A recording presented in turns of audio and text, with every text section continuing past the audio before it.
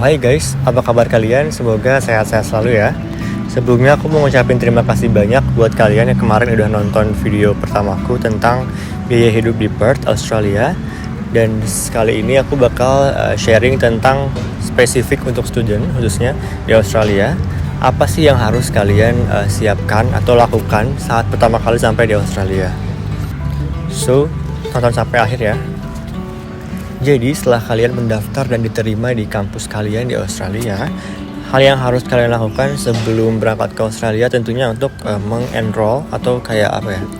Kalau di Indonesia mungkin bilangnya KRS-an, itu sama KRS-an atau enroll units gitu yang akan kalian tempuh selama semester pertama.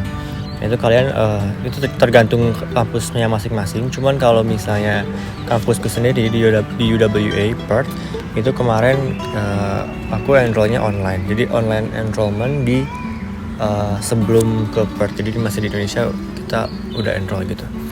Oke, jadi itu kayak apa ya? Sebelum sampai ke Australia pastikan kalian udah enroll units yang akan kalian ambil di semester ini. Kemudian setelah sampainya di Australia, khususnya ketika sampai di airport atau di bandara, kalian harus menyiapkan SIM card atau kartu SIM provider kalian untuk handphone, karena itu penting untuk komunikasi, untuk beli apapun itu sekarang serba online. Jadi pastikan kalian tahu SIM card apa yang mau kalian beli. Kalau di Australia sendiri itu ada provider Optus, kemudian Telstra, apalagi ya, banyak sih aku lupa, cuman yang aku tahu cuma 2 itu. Dan aku kemarin pakai Optus. Aku beli di City karena waktu di bandara aku masih bisa pakai wifi dan juga ada temen yang bisa di hotspot gitu. Tapi pastikan kalian kalau misalnya sendirian itu mending beli di bandara langsung SIM cardnya, karena itu sangat berguna. Untuk range harganya sendiri SIM card itu bervariasi sih. Tapi untuk student biasanya ada diskon lumayan juga, kayak sekitar potongan 10-20 dolar juga lumayan. Kalau misalnya range harganya sendiri itu bisa dari 30 sampai 60 dolar per bulan. Jadi itu sistemnya prepaid atau kayak berlangganan data internet gitu. Jadi apa ya, mau nggak mau kalian harus bayar sekian dolar untuk per bulan gitu. Kemudian setelah SIM card aman, kalian pastikan harus beli kartu transportasi untuk naik public transportasi di Australia. Khususnya kalau di Perth ada namanya Smart Rider seperti ini. Ini bakal kalian bisa pakai untuk naik bus, train, dan juga ferry. Jadi pastikan kalian beli kartu public transport. Mungkin di hari pertama kalian wajib punya ini. Kalau misalnya di kota atau di state lain, kayak di Melbourne atau di Sydney atau di Canberra dan lain-lain, mungkin pasti beda ya, karena ini Smart Rider ini khusus transport dan setiap state di Australia itu berbeda public transportnya gitu. Oke. Kemudian setelah itu pastikan di hari kedua atau hari ketiga kalian bikin bank account, karena bank account ini juga penting selain SIM card dan juga kartu public transport. Kenapa? Karena pasti di sini kalian akan transaksi gitu ya, untuk belanja, untuk bayar apapun di sini semuanya serba online juga sih, bisa online pakai tap HP gitu. Dan kalau misalnya banknya sendiri itu banyak, kalian bisa pilih sendiri. Cuman yang paling populer setauku dan aku juga pakai adalah Commonwealth Bank of Australia. Jadi Commonwealth Bank ini atau Combank ini paling populer di kalangan student gitu. Dan nantinya ketika bank account kalian udah jadi, itu kalian bisa sinkron di Apple Pay ataupun Google Pay kalian. Jadi untuk pengguna Apple bisa kalian sinkronin ke Apple Pay dan kalian bisa tap HP kalian ketika belanja dimanapun. Jadi di sini udah benar-benar serba cashless itu. Ya boleh sih punya cash, bayar cash, cuman ya mungkin agak ribet ya, harus kembalian segala macam kalau pakai Apple Pay atau card Commonwealth atau bank lain, itu tinggal tap doang. Karena di sini udah serba NFC, bukan digesek lagi gitu ya. Oh, kemudian aku ada tips untuk kalian di 2 minggu atau 3 minggu pertama, karena bank account itu nggak langsung jadi ya. Kalau di sini agak lama, membutuhkan waktu sekitar 2-3 minggu.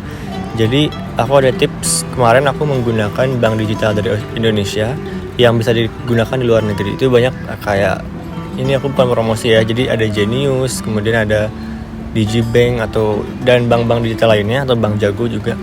Itu bisa kalian pakai di sini. Jadi sistemnya kalian di aplikasinya semacam beli currency lain gitu. Jadi rupiah misal beli Australian dollar dengan rate sekian, nanti ke convert sendiri di aplikasi kalian, dan pas kalian tap kartunya di Australia, jadi yang berkurang itu Australian dollar kalian, udah bukan rupiah lagi. Itu tips sebelum bank account kalian jadi. Jadi bisa pakai dulu Bank Digital Indonesia di sini sementara sebelum bank account jadi. Lanjut, tips untuk kalian yang baru sampai di Australia, khususnya kalian student yang berniat untuk kerja, kalian wajib apply TFN atau Tax File Number. Jadi Tax File Number ini kalau di Indonesia semacam NPWP yang harus kalian apply ketika kalian mau kerja. Jadi kalau di sini kalau mau kerja harus punya TFN, sehingga pajak penghasilan kalian otomatis terdeduksi dari situ gitu. Dan cara apply-nya kalian bisa akses di websitenya ATO atau Australian Taxation Office, itu semacam perpajakannya di sini. Oke, TFN itu optional, cuma buat yang mau kerja aja. Kemudian hal selanjutnya yang harus kalian lakuin setelah sampai di Australia adalah ambil student card. Ambil student card di kampus kalian tentunya.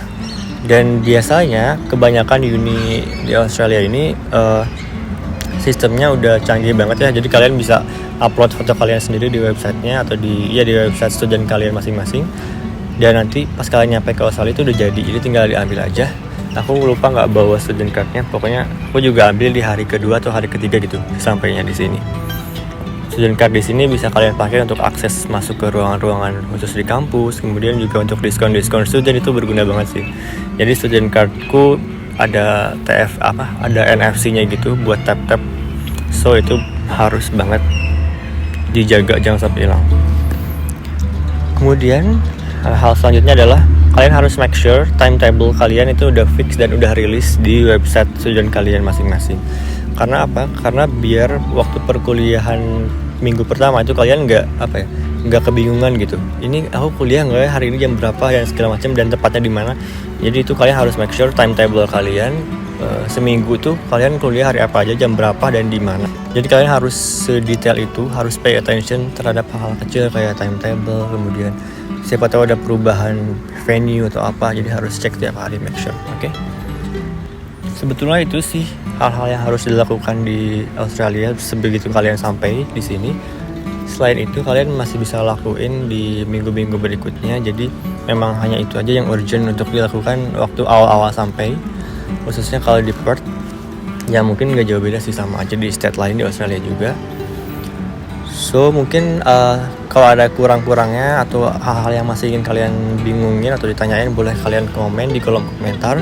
Dan juga buat kalian yang ingin request video apa lagi yang kalian butuhin untuk aku jelasin atau aku ceritain atau aku bikin visualisasinya atau apa, boleh kalian komen apapun di kolom komentar.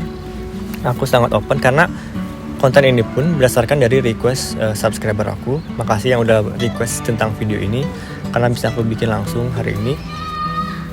So mungkin itu aja untuk video kali ini. Thank you for watching. See you again. Bye.